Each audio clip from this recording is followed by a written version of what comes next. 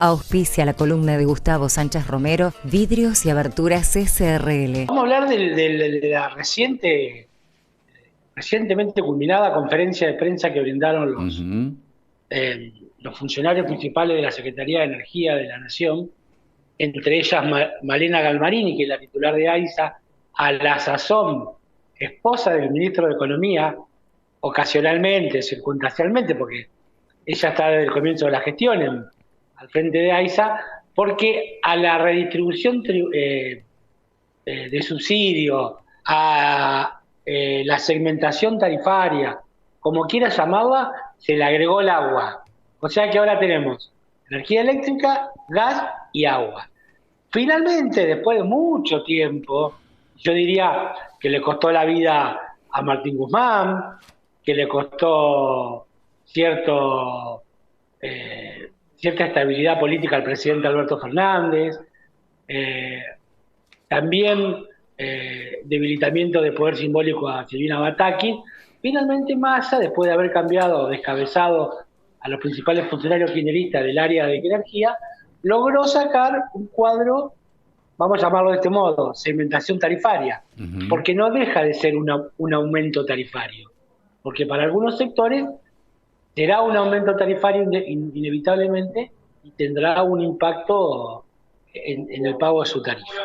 En principio, aquí comienza el ajuste. Quedó inaugurado el ajuste del gobierno kirchnerista. Claramente se trata de un cuadro que le va a permitir ahorrar al gobierno, según los cálculos oficiales, 47.500 millones en lo que resta de 2022. Recordemos que la primera factura llegará recién en octubre, y en todo 2023 anualizado le permitirá ahorrar 455.000 millones, lo que le va a poner mucho más cerca la vara del 2,5% del producto que exige el Fondo Monetario Internacional. De este modo, el ministro Massa logra imponer un cuadro tarifario estable a largo plazo que tiene algunos pormenores. Es difícil, es complejo, es muy difícil explicar por radio, es muy difícil entender para cualquiera, hay que ser especialista, yo no lo soy, por eso simplemente voy a enumerar algunos lineamientos generales, porque esto va a traer cola, va a haber seguramente una lectura de los especialistas, técnicos, periodistas y demás, y a partir de allí habrá algunas conclusiones más efectivas. Pero en principio hay que decir que el gobierno establece 3 niveles, de acuerdo a su capacidad económica y según los niveles de consumo. El gobierno va a trabajar siempre cuando explica, sobre un modelo de consumo promedio de 250 kilovatios. Pero recordemos que estableció 400 kilovatios como corte para el fin del subsidio para algunos sectores. En principio dijo que hubo 4,5 millones de personas que no se inscribieron en el registro que se presentó en los últimos días del mes anterior, y que eso va a quedar abierto, que aquellas personas que no se inscribieron podrán seguir con la opción de inscribirse para mantener el subsidio si así corresponde para esa categoría, si cumple con los requisitos.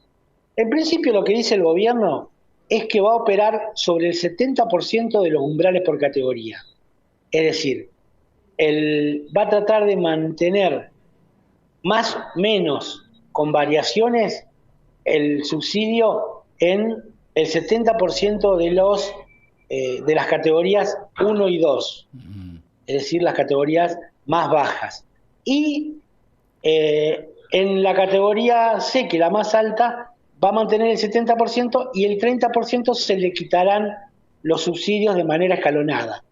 En los que tienen mayor nivel de ingreso y mayor nivel de consumo residencial, se le quitará el 40% en la primera factura, el 20% en la segunda factura, y el resto se irá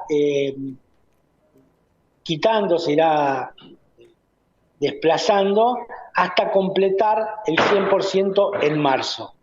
De este modo, de manera escalonada, los que tienen más ingreso y mayor consumo, para marzo del año que viene deberían ya haber perdido el subsidio. Pero como se trata de una operación sobre excedentes, que finalmente el gobierno decidió trabajar sobre los consumos y no tanto sobre los ingresos, queda claro lo que digo, no Sí, es perfecto. como se había dicho inicialmente, que bueno, de que consume 400 para abajo lo mantiene y de consume 400 para arriba no. En realidad no es así, en realidad tiene que ver con una relación entre ingresos y consumo. Va a tratar de castigar al que consuma más. Me parece bien eso, porque si uno consume más es porque lo necesita, y si lo necesita seguramente tiene un rédito económico por eso. Cualquiera que haga mayor uso de la demanda energética es porque está sacando un provecho económico y quizás pueda pagar ese excedente que consume con respecto al resto de la población. Pero como se trata de consumo sobre excedentes, es muy difícil decir cuánto va a ser el promedio de aumento para cada hogar. Claro. Sin embargo, la secretaria de Energía, Flavia Rayón, recientemente asumida, asegura que el aumento promedio va a ser 1.200 pesos por factura, aumento promedio. Ahora bien, si el sector 1 no va a sufrir aumento, va a mantener la tarifa social, si el sector 2 va a tener un aumento vinculado al excedente de consumo, lo que dice la funcionaria es que el promedio va a ser del aumento entre la categoría 1 y 2, es decir, la clase media y la clase alta. ¿Sí? ¿Se entiende? Es decir, ese 1.200 debería ser mucho más alto si uno hace una mirada más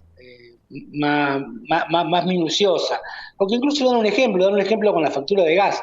Dice que la factura de gas de junio, que se pagó 1.650, al final de la quita gradual se ubicaría en el orden de 2.146 pesos. Parece poco el aumento en función del ahorro que dicen que van a obtener, del ahorro fiscal. Yo por eso digo, prefiero ser prudente, prefiero esperar que los especialistas nos muestren bien de qué estamos hablando y a partir de ahí poder tener una opinión más específica. El agua, Santa Fe debería quitarla de este esquema porque Santa Fe produce su propia agua, tiene un sistema propio, tiene una planta propia de producción, una empresa propia. Ya lo dijimos una vez, yo creo que, no me acuerdo si fue en nuestro programa sobre el final del año pasado o si lo dije en el programa de Connie a la mañana, pero yo hice un estudio el año pasado sobre cuánto consumía Santa Fe, Córdoba y Entre Ríos de agua y cuánto estaba el precio. Santa Fe estaba un poquito más abajo, más arriba que Entre Ríos en el consumo de agua per cápita. Fue un consumo muy alto en virtud de lo que tiene el indicador de la Organización Mundial de la Salud. Yo no me acuerdo, tendría que buscarlo, pero lo voy a hacer porque está en internet, fue publicado y lo voy a encontrar en internet seguramente. El consumo de agua por cada santafesino era cerca de 256 litros por día, que era muy alto, ya que la Organización Mundial de la Salud prescribe 150 litros por persona por día. Y el dato económico era que la producción de agua en la ciudad de Santa Fe era deficitaria y la municipalidad debía subsidiar la producción, por lo que es de esperar, porque todas las ciudades generalmente subsidian el agua, porque la producción de litro de agua, que era algo así como 0,007 pesos en aquel momento por litro de agua, multiplicado por la cantidad de agua que consume la población, daba este indicador, siempre va a ser mayor de lo que el Estado cobra a los ciudadanos.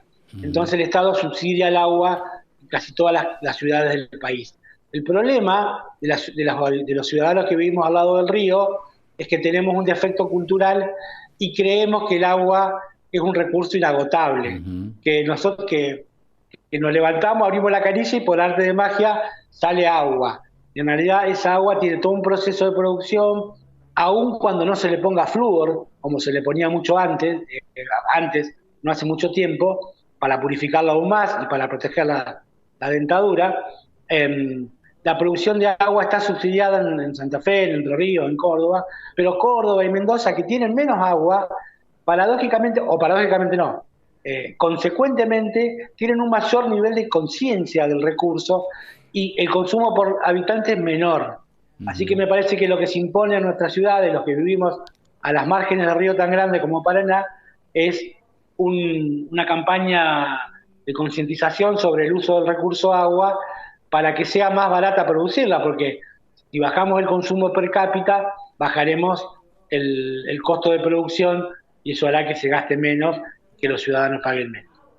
Bueno, Perfecto. eso es más o menos lo que presentó el gobierno hoy. Les pido disculpas por no ser más preciso, pero es complejo, Sí. porque además se segmenta por lugares del país, de acuerdo al sur, al norte, donde se consume. Hay lugares como la Patagonia, Corrientes y Misiones que no tienen gas, entonces el consumo eléctrico es mucho mayor y esos tienen un costo diferenciado. Realmente complejo fue lo que explicó hoy. De hecho, los periodistas en conferencia de prensa los periodistas especializados que en temas económicos tuvieron que pedirle a los funcionarios que por favor concreticen, sinteticen la respuesta porque se hacía muy difícil interpretar lo que estaban diciendo. Así que se imagina que desde estos humildes arrabales del fin del mundo me resulta todavía más complejo. Pero más o menos queda claro que se viene un ajuste, que hay una segmentación y que en algún punto el kirchnerismo se impuso porque los sectores de menos ingresos no van a tener ningún tipo de aumento en agua, en gas y en energía eléctrica, por lo menos hasta que termine esta gestión en diciembre de 2023. Impecable, Gustavo. La verdad que se entendió bastante bien dentro de lo problemático que es el anuncio en sí mismo, ¿no? Y creo que ni ellos lo cuentan muy bien tampoco. Yo estuve escuchando y hasta ellos creo que se embalurdan un poco cuando lo tratan de explicar. Así que vos lo aclaraste bastante bien. Te diría casi impecable, como de costumbre. Bueno, muchísimas gracias. Les mando un abrazo y nos vemos mañana. Dale, gracias. Abrazo. Chau, chau. Bueno, el análisis de los nuevos anuncios sobre tarifas a cargo de Gustavo Sánchez Romero.